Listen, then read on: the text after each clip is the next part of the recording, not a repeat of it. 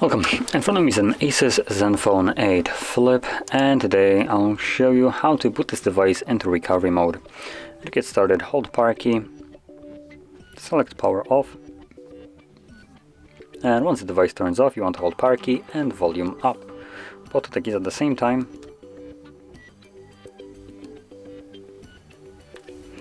This will boot you into this boot mode. So in here, using volume keys, you want to select recovery mode, confirm it with power key,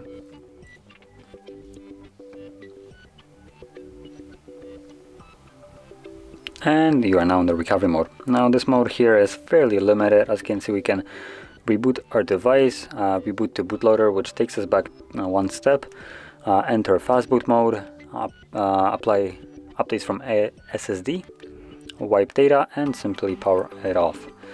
So just like before, we navigate using volume keys and confirm with power key. Now I wanted to select power off just so I can go back to Android.